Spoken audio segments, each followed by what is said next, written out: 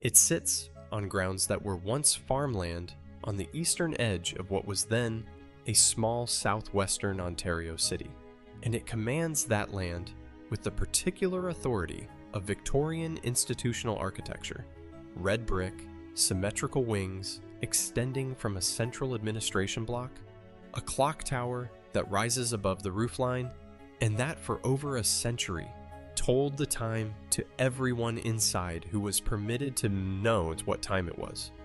The grounds are large. The trees that line the internal roads are old enough to have provided shade to people who are dead. The grass in summer is the green of maintained institutional grounds everywhere. Not natural green, but managed green. The kind that signals that someone is still paying attention to appearances. This was London Psychiatric Hospital. Opened in 1870 as the Asylum for the Insane at London, operating for over a century as one of Ontario's primary institutions for the treatment of severe psychiatric conditions. This is the story of London Psychiatric Hospital. To understand what London Psychiatric Hospital became, you have to understand what Ontario believed about mental illness, heredity, and social order in the decades between Confederation and the Second World War. The Dominion of Canada that emerged from 1867 was a country with a specific and urgent need to make sense of itself. The social institutions it inherited from the colonial period, the asylums, the reformatories, the poorhouses, were overwhelmed by a population growing faster than the systems designed to manage it. Immigration, industrialization, urbanization. Each produced its own category of social disruption, and each disruption produced its own population of people who did not fit the orderly, productive, self-sufficient citizen that the young Dominion needed in order to be what it told itself it was. Mental illness sat at the intersection of all these anxieties. The mentally ill were, in the social calculus of late Victorian and Edwardian Ontario, a visible failure of the social organism. People whose inability to function according to the norms of productive society raised an uncomfortable question. Was the problem theirs, or was the problem the society that had produced them? The answer that Ontario's governing classes chose was the answer that protected their self-understanding. The problem was theirs. Specifically, the problem was in their blood. The Eugenics movement had arrived in Canadian professional and political circles by the 1890s, and had achieved, by the first decades of the 20th century, a level of scientific and social legitimacy that made it not merely acceptable, but progressive. The argument was elegant and felt empirical. Certain traits, psychiatric illness, intellectual disability, criminality, poverty, were heritable. Parents passed them to children. If the transmission could be interrupted, the traits would diminish over generations. The interruption required preventing certain people from reproducing. This was not cruelty. It was, in the framework its proponents inhabited, the most humane long-term response available. Ontario never passed a Sexual Sterilization Act. This is the fact that distinguishes Ontario's history from Alberta's, and from British Columbia's, and from the 30 American states that enacted compulsory sterilization legislation. Ontario had no law. The absence of a law is part of the story. The absence of a law meant there was no legislative debate, no public record of what was being authorized, no statute that could later be repealed, and its victims identified. Ontario did what it did without a law, because the absence of a law made it harder to find. The provincial asylum system was the instrument. The physicians who staffed it were the agents. The deputy ministers who received reports and filed them in personal folders were the archive. The patients who were photographed at intake, assigned numbers, and operated on without disclosure were the people on whom the theory was applied.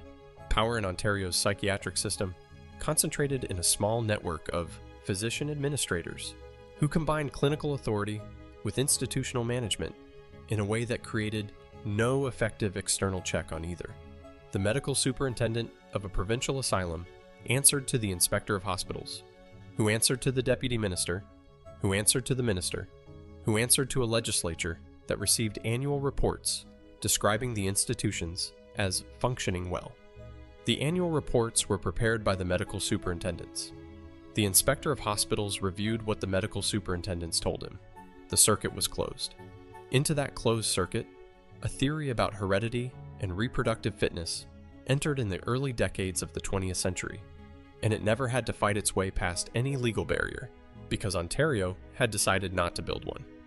What came next was built in the gap where the barrier should have been.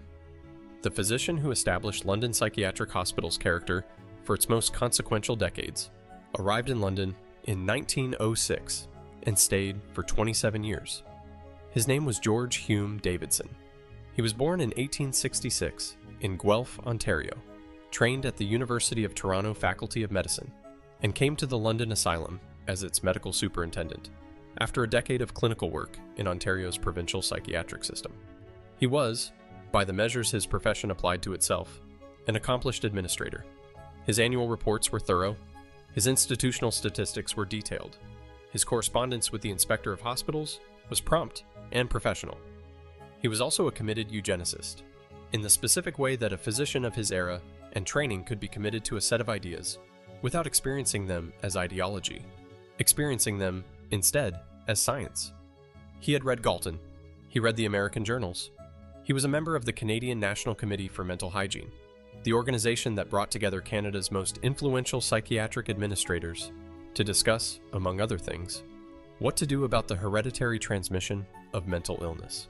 What Davidson built at London was not, in the first instance, a sterilization program. It was a classification infrastructure. He expanded and systematized the intake assessment process, requiring detailed family histories from patients or their families at admission. He introduced standardized psychological testing, the instruments then available, crude by later standards, but understood in their era as windows into hereditary capacity. He maintained detailed records, not just of patients' diagnoses, but of their parentage, their siblings, their children where known.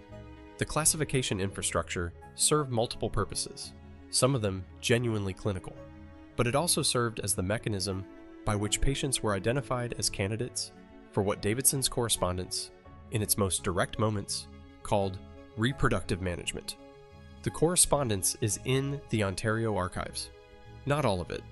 The correspondence between Davidson and the Deputy Minister of Health has gaps that archivists have noted, and that have not been explained by any surviving administrative record. The gaps correspond to the years 1928 through 1933, the period during which the non-consensual sterilization program appears, from the surviving evidence to have been most active. Davidson retired in 1933. The provincial government provided a formal recognition dinner. The medical superintendent, who succeeded him, inherited both the institution and the classification infrastructure Davidson had built. Davidson died in 1941.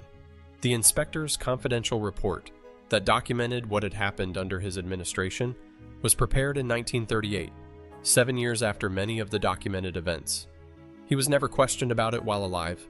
He was never charged with anything. His portrait hung in the hospital's administrative corridor until the building's most recent renovation. It is no longer there. No one announced its removal.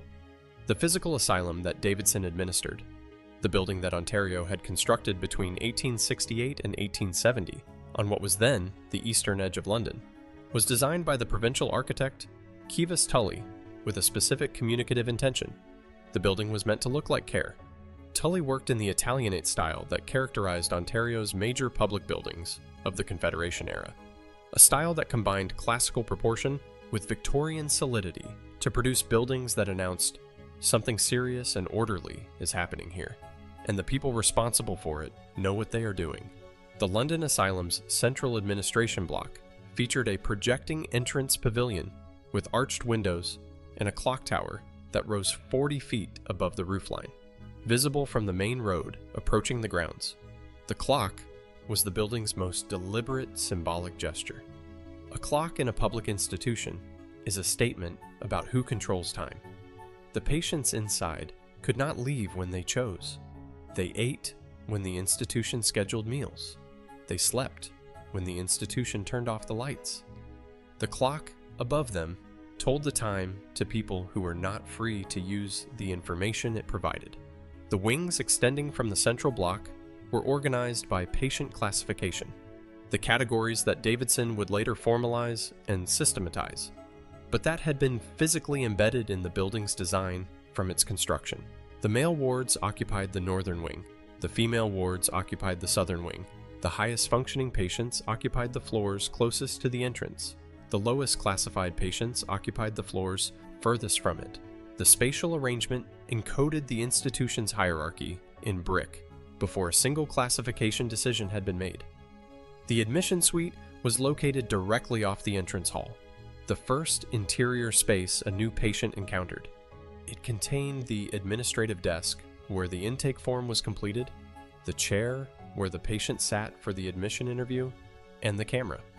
The camera was a large format photographic apparatus mounted on a tripod, positioned against a white painted wall with a measuring scale marked on it in feet and inches. Every patient admitted to the institution was photographed against this wall, full face, then profile. The photographs were printed, labeled with the patient's assigned number, and filed in the admission ledger alongside the intake form.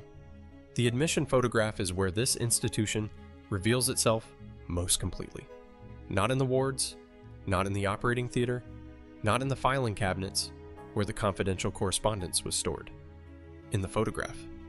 A person against a white wall, with a number instead of a name, staring into a lens that recorded their face for a file they would never see. In an institution they had not chosen to enter, in a body that the institution was already beginning to assess. Every patient photographed in that admission suite was photographed at the beginning of the process that would determine whether their body was a problem the province needed to address. The camera is no longer in the admission suite. The admission suite was converted to offices in the 1960s. The photographs are in the provincial archives, in a collection that is subject to a 75-year privacy restriction. The earliest photographs accessible are from 1928.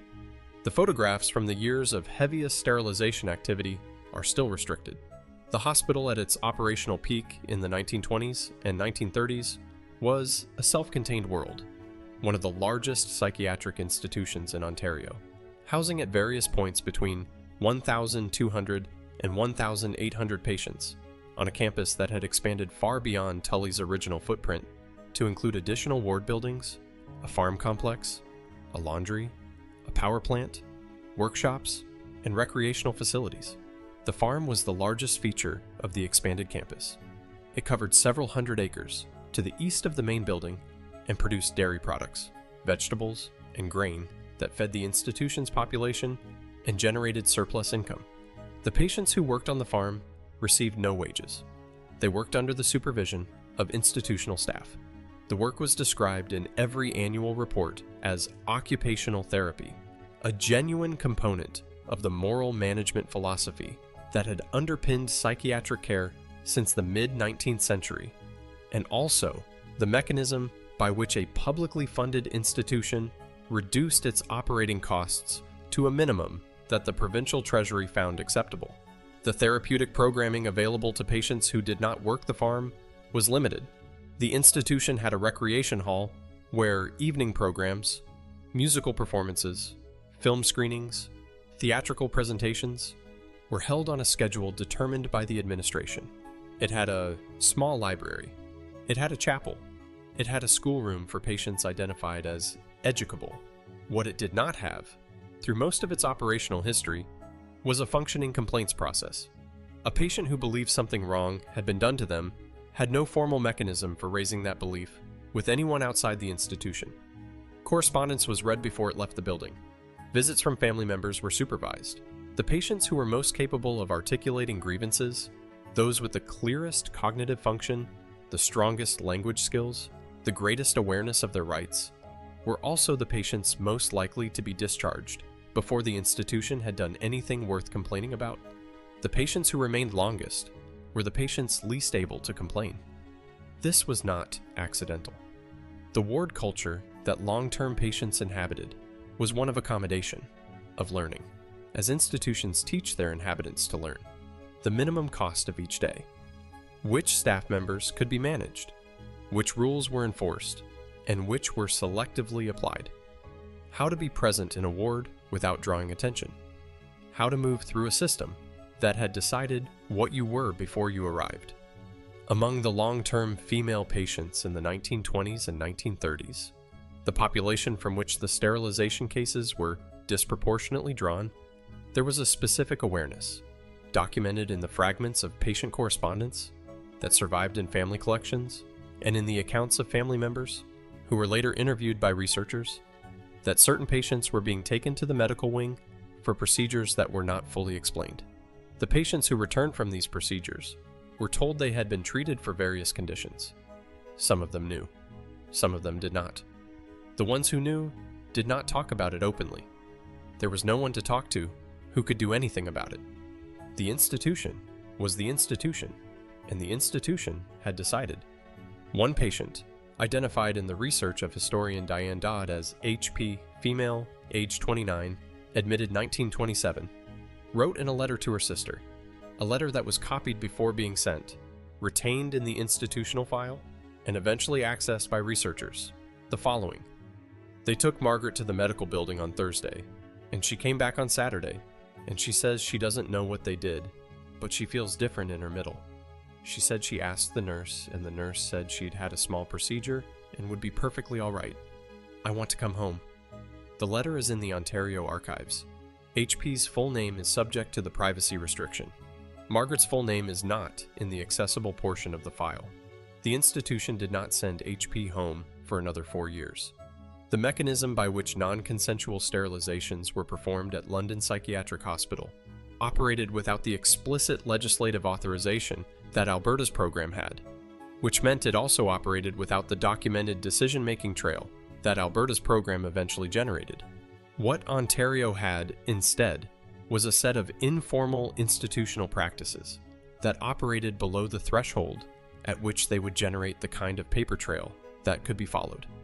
The medical superintendent had broad authority over patient care, including surgical care. Patients in provincial psychiatric institutions had no formal legal right to refuse medical treatment, a gap in Ontario's law that was not addressed until the Healthcare Consent Act of 1996.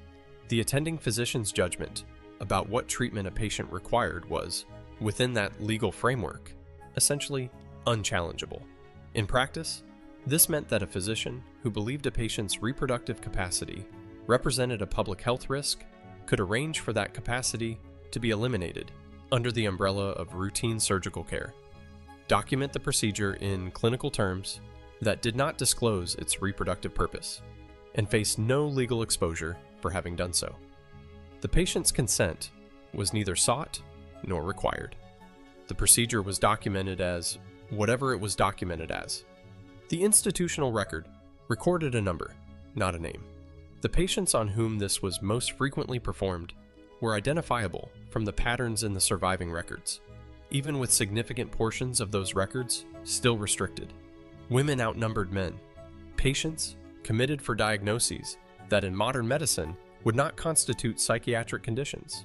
Categories like moral insanity, sexual delinquency, social inadequacy appeared at rates far higher than their proportion of the general patient population would predict. Patients from immigrant families, particularly those with Eastern European surnames, appeared in the accessible records with a frequency that reflects the same ethnic bias documented in other provincial programs.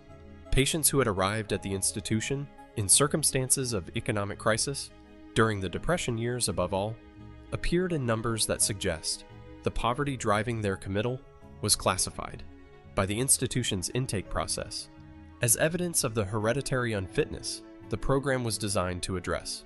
The physicians who performed the procedures were not, by the accounts of colleagues who were later interviewed, people who experienced what they were doing as wrong. They were physicians operating within a professional framework that had told them certain patients were not capable of meaningful consent, that the reproduction of those patients posed genuine social risks, and that acting to prevent that reproduction was consistent with their obligation to public health. They were not monsters. They were men who had been given an institutional permission structure that made monstrous things routine. The anesthesiologist who administered the anesthetic to Clara Reeves in the spring of 1933 went home that evening and ate dinner and read the newspaper. The surgeon who removed her fallopian tubes wrote a surgical note and moved to the next case. The ward nurse who told her she had had her appendix removed answered a question with a sentence that had been given to her by the institution's standard practice. None of them thought about Clara Reeves again that day. She thought about what she did not know had happened to her for the next 18 years. The truth about what had occurred inside London Psychiatric Hospital's surgical suite arrived, as it so often does in these histories, not through official disclosure, but through a document that was only found because it had been misfiled. The 1938 confidential report of Ontario's Inspector of Hospitals was prepared by a civil servant named Arnold Whitfield following an inspection tour of 4 provincial psychiatric institutions, including London. Whitfield was not a crusader.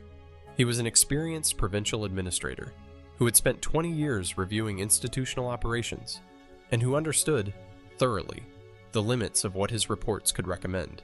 Without generating institutional resistance from the superintendents, his office nominally oversaw. His 1938 report was unusual, not because of what it found, but because of how much of what it found he chose to put in writing. The report documented, at London specifically, 16 cases in which patients had undergone surgical procedures whose documented purpose did not correspond with the procedure's actual reproductive consequences. In 9 of those cases, the patients had been told they were receiving treatment for conditions unrelated to their reproductive systems. In 4, no surgical explanation had been provided at all. In 3, the documentation was described by Whitfield as insufficient to establish the basis upon which the procedure was authorized. He used the phrase insufficient to establish the basis upon which the procedure was authorized, a formulation so carefully calibrated that it could mean almost anything, while making unmistakably clear to any careful reader that something had been done for which no proper authorization could be found. His recommendation, stated in the report's conclusion, was that the Deputy Minister of Health issue a directive clarifying the legal requirements for patient consent prior to surgical procedures of a non-emergency nature.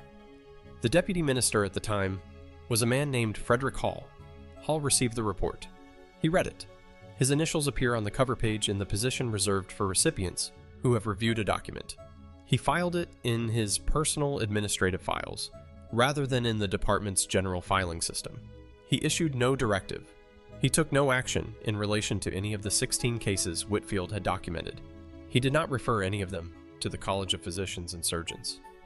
Frederick Hall died in 1959. His personal administrative files were transferred to the Ontario Archives at some point in the early 1960s, where they were accessioned under a general classification that did not identify them as containing documentation of institutional sterilization practices. A researcher named Susan Nels, working on a history of Ontario's psychiatric institutions in the mid-1990s, found the Whitfield report in Box 47 of the Hall Administrative Files in 1997, behind a folder labeled Correspondence Re Institutional Farms, 1937 to 1939, behind a folder about farms. The Ontario government's response to the report's discovery was a spokesperson's statement describing the practices it documented as consistent with the medical understanding of the period, and noting that current psychiatric care operates under a fundamentally different ethical and legal framework. Frederick Hall was never questioned about his decision to file the report and issue no directive. He was not alive to be questioned. No one else was questioned either. Numbers, even horrifying numbers, can become abstract. So let us remember 3 names. Clara Reeves was 26 years old in 1931 when she was admitted to London Psychiatric Hospital. She had grown up in Woodstock, Ontario, the daughter of a Methodist minister and a schoolteacher. She had trained as a bookkeeper and worked for a manufacturing firm in London for 3 years before her marriage. The marriage failed in 1930, a failure she experienced as a catastrophic personal loss in a social and religious context that considered divorce a form of moral failure. The collapse of her marriage coincided with the onset of the Depression, which cost her her employment. By the winter of 1930, she was living with her parents, unable to work, unable to sleep, unable to stop crying. Her parents brought her to a physician who certified her admission. The admission diagnosis was persistent melancholia following marital breakdown. She was 26 years old and heartbroken and unemployed, and she was certified as mentally ill in a province that had no mechanism for distinguishing grief from illness, and no institutional interest in making that distinction. She spent 2 years at the hospital before the spring of 1933 surgery. She received occupational therapy, laundry work, and medication and chapel attendance, and the particular institutional routine of a place that was not designed for her kind of suffering. She was discharged later that year with a notation in her file that her reproductive risk had been eliminated and that she was now suitable for community placement. She went home to Woodstock. She found work as a bookkeeper again. She rebuilt a life of the kind that is rebuilt by people who carry something they don't know the name of. She married again in 1942, a man named William Reeves, and spent 11 years wondering why she and William had not had children. She was 38 when the physician examining her for a thyroid condition told her she had no fallopian tubes and had never had an appendix removed. She did not seek compensation. There was no compensation program to seek. She did not speak publicly about what had been done to her. She told her husband. She told her sister. She told no one else until an interviewer from a community health advocacy organization spoke to her in 1994 when she was 89 years old, and she described what had happened in the flat, specific language of someone who has carried a fact for 60 years and has run out of ways to be surprised by it. She said, "They took something from me, and they didn't ask. And then they filed me under a number and called it medicine." She died in 1997, the same year the Whitfield report was found in a folder behind farm correspondence. She never knew the report existed. She never knew her case might have been one of the 16 it documented. There was no apology. Thomas Higgins was 33 years old in 1924 when he was admitted to London Psychiatric Hospital. He had immigrated from County Kerry, Ireland in 1912 and had worked in construction in London, Ontario, through the years of the First World War and after.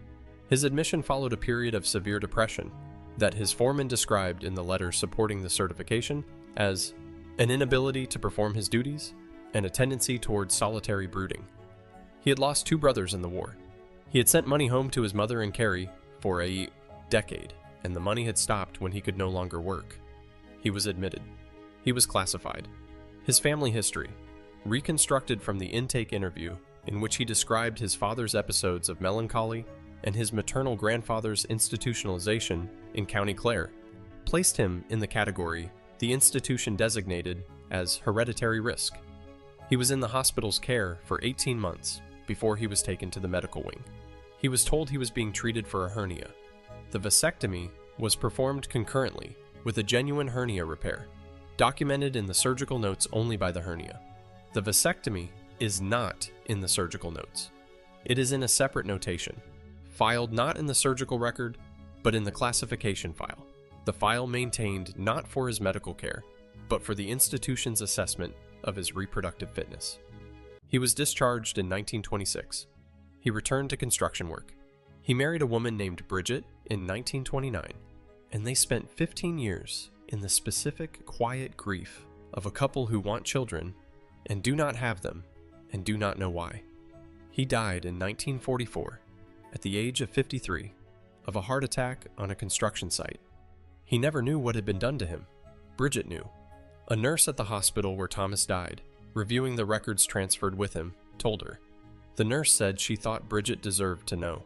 Bridget sat with this knowledge for the rest of her life, 31 years, until her death in 1975. She told her priest. She told no one else. The priest told her to pray for acceptance. She continued to pray. She continued to know. No inquiry was ever conducted into Thomas Higgins's case. His name is not in any public document relating to the history of London Psychiatric Hospital. His name is here. Eleanor Marsh was 41 years old in 1935 when she was admitted.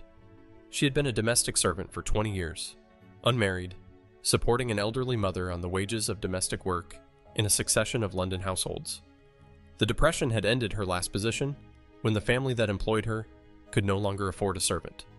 Without employment, and without savings, and without family other than her mother, she presented herself to a charitable organization that referred her to a physician who certified her admission.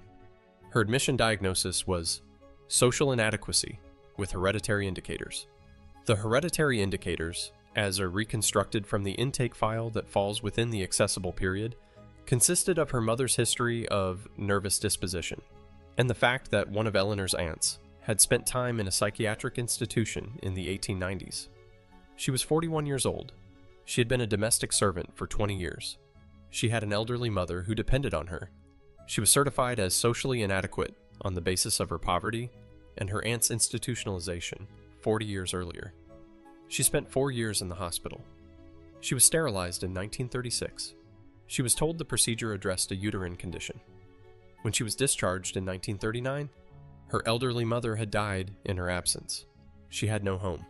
The hospital discharge worker found her a position in a residential care facility for the elderly, where she worked as an attendant for the next 20 years. She never married. She was past the age at which the question felt urgent by the time she left the institution.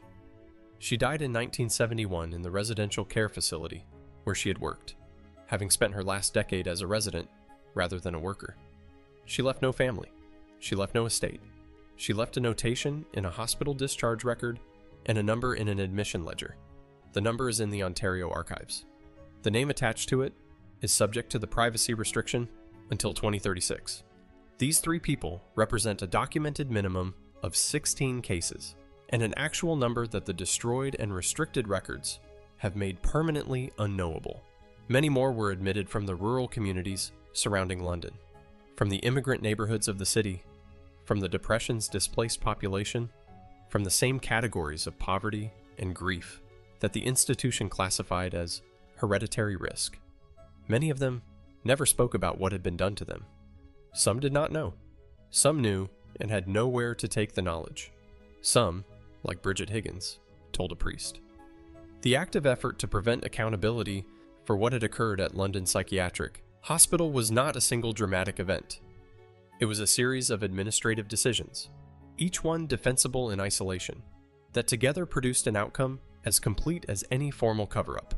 The first decision was Frederick Hall's in 1938, to receive the Whitfield report, initial it, and file it in his personal administrative files without action. This decision did not destroy the report. It simply ensured the report would not be seen by anyone who would act on it, because the people who would have acted on it, the Inspector of Hospitals, the College of Physicians and Surgeons, the legislature's Standing Committee on Public Institutions, were never told it existed. The second decision was made over several decades by the hospital's own records management practices. Patient files were subject to retention schedules that required the destruction of certain categories of records after specified periods. The classification files, the files maintained separately from clinical records, the files in which the reproductive fitness assessments and the sterilization notations were recorded, were not subject to the same retention requirements as clinical files. Some were retained, many were not. The pattern of what was retained and what was not follows a logic that researchers have found difficult to characterize as random. The third decision was made in 1966, when the hospital underwent a major administrative reorganization following the provincial government's restructuring of mental health services. In the reorganization, a significant volume of historical administrative records was reviewed, and a portion was designated for disposal. The disposal authorization was signed by a hospital administrator whose name is in the records, but whose specific decision-making criteria are not documented. The records disposed of included, by the accounting of what was reviewed and what survived, a disproportionate number of files from the 1928 to 1940 period. The fourth decision was made in 1997, when the Whitfield report was found, and its contents became public through Susan Nels's research and subsequent reporting. The Ontario government's decision at that moment to issue a spokesperson statement describing the practices as consistent with historical medical understanding and to commission no further investigation was the decision that confirmed everything that had come before it. The government knew. The government had always known, in the sense that the Whitfield report had been in the provincial archives all along. The government's response to the knowledge becoming public was to describe it as history. No physician named in the Whitfield report was alive in 1997. No administrator who had known about the practices and chosen not to act was alive in 1997. The College of Physicians and Surgeons of Ontario received no referral.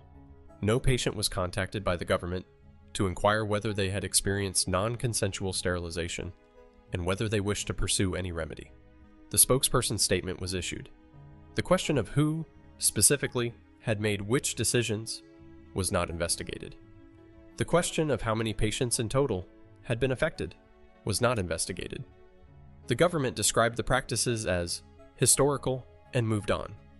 The patients whose bodies the practices had affected were also historical in the government's accounting. They were in the restricted files. They were behind a privacy restriction that was intended, in its original design, to protect living patients from disclosure of their medical information. In practice, it also protected the government from having to engage with the people whose medical information revealed what the government had authorized. The path from the Whitfield report's discovery in 1997 to any meaningful public reckoning was blocked at every stage by the intersection of legal restrictions, destroyed records, and official indifference. Susan Nels published her findings in an academic journal in 1998. The publication generated coverage in the London Free Press and a brief mention in the Globe and Mail. A member of the provincial legislature raised the matter in question period, asking the Minister of Health whether the government intended to investigate. The minister responded that the practices documented in the report were historical, that the current legislative framework provided full protection against such practices, and that the government was satisfied that Ontario's mental health institutions operated under exemplary ethical standards. The member who asked the question was not satisfied. She submitted a written request for the production of all provincial government documents relating to sterilization practices at provincial psychiatric institutions. The government's response, provided 6 months later, noted that a review of relevant files had been conducted and that no additional documents beyond those already in the public domain had been identified. The researcher who found the Whitfield report in Box 47 of the Hall Administrative Files submitted a follow-up Freedom of Information request for the personal administrative files of subsequent deputy ministers of health, seeking evidence of any similar confidential reports from periods other than 1938. The request was denied on the basis that the files were subject to the Cabinet Records exemption, the provision in Ontario's Freedom of Information legislation that protects records relating to the deliberations of Cabinet and its committees. Deputy Minister Hall had not been a Cabinet member. His personal administrative files were not Cabinet records. The exemption was applied anyway. The denial was appealed. The appeal took 14 months. The Information and Privacy Commissioner upheld the denial on the grounds that the files had been prepared in the context of policy deliberations that were properly characterized as cabinet-related. A legal clinic at the University of Western Ontario identified 3 individuals who, through the clinic's outreach work in 2001 and 2002, disclosed experiences consistent with non-consensual sterilization at London Psychiatric Hospital. 2 of those individuals were still living. Both were in their 80s. Both expressed interest in pursuing some form of acknowledgement from the province. The clinic contacted the Ministry of Health on their behalf and requested a meeting. The ministry's response, provided through legal counsel, noted that any potential claims arising from historical, institutional practices would be subject to the province's standard limitations period under the Limitations Act, and that claims arising from events before 1990 were presumptively limitation barred. The 2 surviving individuals were told that the law's time limit for bringing claims had expired decades before they had any realistic way of knowing they had a claim. They received no meeting. They received no acknowledgement. They received a letter from a lawyer informing them, in professional language, that time had run out. The practices documented at London Psychiatric Hospital did not develop in isolation, and they did not end when the specific practices at this specific institution declined. The intellectual framework that permitted what happened at London, the theory of hereditary unfitness, the conviction that institutional authorities were better positioned than patients to determine their reproductive futures, the belief that the absence of a formal law was not the same as the absence of authorization, was shared across Ontario's institutional system and was in active dialogue with the explicitly legislated programs in Alberta, British Columbia, and the United States. The American states that had enacted sterilization legislation by the 1920s were, in the eyes of Ontario's psychiatric administrators, operating at the vanguard. The Buck versus Bell decision in 1927, Justice Holmes's declaration that 3 generations of imbeciles are enough, was cited approvingly in at least 2 documents produced by Ontario psychiatric administrators in the late 1920s that survive in archival collections accessible to researchers. The citation was not a call to enact similar legislation. It was a statement that the underlying principle was sound, and that the absence of Ontario legislation was an administrative contingency rather than a philosophical disagreement. The Canadian National Committee for Mental Hygiene, on which Davidson and his counterparts at Ontario's other provincial asylums served, was an active conduit for eugenics thinking across the country.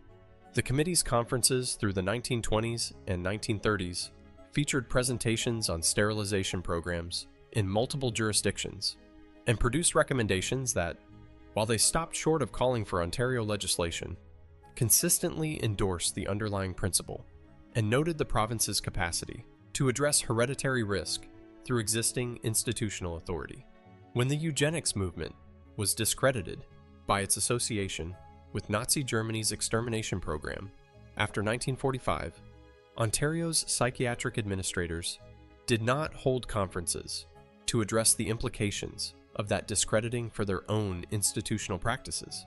The practices that had been conducted without explicit legislative authorization continued without explicit legislative review, because there was no law to repeal, and therefore no moment at which repeal would force acknowledgement. The specific methods that had been used, surgical sterilization without disclosure, under cover of other procedures, were rendered increasingly unnecessary by the development of psychopharmacology in the 1950s and 1960s, which provided institutional psychiatry with chemical tools for managing patient behavior and reproductive function that did not require surgery. The long-acting hormonal contraceptives administered to female patients in psychiatric institutions without full disclosure of their reproductive purpose, documented by researchers and advocacy organizations in the 1980s and 1990s, represent the same institutional logic applied through a different instrument: the belief that the reproductive decisions of psychiatric patients were not theirs to make. The Senate of Canada's 2021 report on forced sterilization of Indigenous women documented cases in Saskatchewan, Alberta, and British Columbia of women being pressured to consent to sterilization while in active labor or in immediate post-surgical recovery, states in which meaningful consent is not possible. The oldest cases documented in that report dated to the 1970s. The most recent dated to 2018. The line from Davidson's London to the Senate's 2021 report is not a historical curiosity. It is a record of continuity, not of the specific practice, which changed form as the available instruments changed, but of the underlying conviction that certain people's reproductive futures were properly the province's business rather than their own. The London Psychiatric Hospital buildings still stand on their original grounds on the eastern edge of the city of London, Ontario, or rather, what remains of them stands, because the campus has been substantially altered over the decades since the hospital's functions were progressively transferred to newer facilities and eventually consolidated at London Health Sciences Centre. The main building, Tully's original 1870 structure, the Italianate central block with the clock tower, is still there. It is a designated heritage property. The designation recognizes its architectural significance, its place in the history of Confederation-era institutional design in Ontario, its Italianate detailing, its position as one of the oldest surviving examples of its building type in the province. The designation says nothing about what the building was used for. The clock tower still rises above the roofline. The clock no longer functions. Its hands stopped at some point in the building's transitional period, the years when the institution was winding down its operations and the maintenance budget was being reduced, and no one has restarted it. The stopped clock is not a memorial. It is simply a stopped clock, but it makes the building look, from the road, as though time stopped there, which, for the people whose files are still restricted, is not entirely inaccurate. Inside, the building has been partially converted to other uses: arts organizations, community services, administrative offices, for various tenants, who occupy the heritage structure under lease arrangements with the property's current manager. The admission suite off the entrance hall is now a reception area for one of these tenants. The white wall against which patients were photographed is painted over in a contemporary neutral tone. There is no indication that it was ever anything else. The ward buildings that were added to the original campus through the late 19th and early 20th centuries are in various states. Some still occupied, some vacant, some demolished. The farm buildings that extended to the east of the main complex are gone. The farmland was sold decades ago and is now suburban residential development. The patients who worked that farm in the 1920s and 1930s are buried in the institutional cemetery on the property's northern edge, where the grave markers are numbered rather than named. Some of the numbers correspond to names in the accessible portion of the admission ledgers. Some correspond to names in the restricted portion. Some correspond to patients whose names were never fully recorded.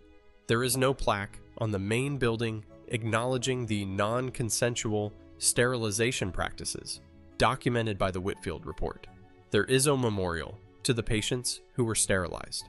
The Ontario government has issued no formal statement beyond the 1997 spokesperson's description of the practices as historically consistent. The College of Physicians and Surgeons of Ontario has not addressed the matter in any public document. The admission ledgers are in the Ontario archives. The photographs, the frontal images, and profiles taken against the white wall, labeled with numbers, are in the Ontario archives, subject to the privacy restriction. The Whitfield report is in the Ontario archives, now accessible. The gap between what those three collections contain, taken together, is the gap into which the full story has been filed. The clock tower has not been repaired. It is a heritage feature. It will be preserved as it is. There are two London psychiatric hospitals in this history, and they are not separated by time. They shared a campus, a budget line, a set of physicians, a clock tower, and an annual report that went to the same legislature every year. The first London Psychiatric Hospital was the institution described in those annual reports, a provincial psychiatric facility providing care to the mentally ill of southwestern Ontario, expanding its capacity as the regional population grew, operating a farm and a chapel, and a schoolroom and occupational therapy programs, reviewed annually by an inspector who found it functioning satisfactorily. That institution was a genuine public service in its stated ambitions. It housed real suffering. It employed physicians who wanted, in their best moments, to relieve it. The second London Psychiatric Hospital was the institution in which classification files were maintained separately from clinical records, in which patients were taken to the surgical suite for procedures documented as something other than what they were, in which the inspector's 1938 report was received by the deputy minister and filed behind farm correspondence, in which the admission photographs, labeled with numbers rather than names, captured the faces of people who would never see their own files. Both institutions were the same institution. They shared every physical resource, every administrative structure, every source of provincial funding. The first needed the second in order to look like more than it was. The second needed the first in order to continue being what it was, without anyone looking directly at it. Ontario never passed a sterilization law. This is the feature that distinguishes its history and makes it harder to tell. A law can be repealed. A law's repeal generates a record of what the law did. Ontario's history is in the gaps, in the files behind the farm correspondence, in the numbers without names, in the clock that stopped and was never repaired, in the privacy restriction that will lift in 2036 and may or may not reveal the full scope of what those numbers contained. Both institutions are still there, in the same building. The clock has stopped. The building has not. The questions that remain over those London grounds do not diminish when you name them. They become more specific. How many patients in total? The Whitfield report documented 16 cases. The practices it documented had been ongoing for at least a decade before 1938 and continued for years after. The records that would establish the actual number are partially destroyed and partially restricted. How many of the restricted files, when they become accessible in 2036, will document cases that no one is alive to receive acknowledgement for? Will the Ontario government, when those files open, acknowledge what they contain? Not with the language of historical medical understanding, but with the language of what actually happened. That patients were operated on without disclosure, for purposes that were not therapeutic, under institutional authority that had no legal basis in any Ontario statute? Will the College of Physicians and Surgeons, which exists to maintain the ethical standards of the medical profession, address the conduct documented in the Whitfield report and the institutional practices that report only partially captured? The admission photograph was taken at the beginning, against a white wall, with a number instead of a name. The photograph recorded the face of a person who had arrived at a building that had already decided what they were. It filed that face in a ledger that the person would never see. It labeled the face with a number that was, for the institution's purposes, more convenient than a name. The photograph is still there, in the archive, subject to the restriction. The face in it is still the face of the person who stood against that wall. The wall is painted over. The room is a reception area. The clock in the tower has stopped. But a face once photographed does not stop. It only waits. Some photographs are taken to remember. Some are taken to manage. The difference is in who controls the file where the photograph is kept. Ontario still controls that file.